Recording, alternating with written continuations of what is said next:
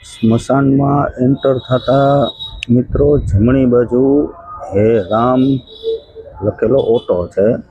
આપણા હિન્દુ શાસ્ત્રના ધર્મ મુજબ મૃતદેહને અહીંયા હે રામના ઓટા ઉપર વિહામો આપવામાં આવે છે, જેને શુદ્ધ ગામડાની ભાષામાં વિહામો કહે. એના શરીરનો મનુષ્ય દેહનો આ છેલ્લામાં છેલ્લો વિહામો છે મિત્રો.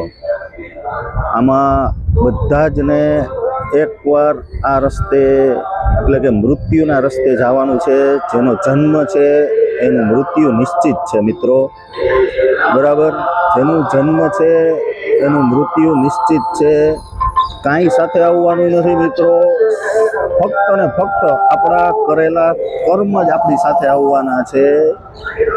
જેમ આપણે માના પેટમાંથી જન્મ લઈ છીએ, બરાબર, એ જ રીતના આપણે પાછું એ જ દુનિયામાં પાછું આપણી આત્માને લઈને આપણે જવાનું છે.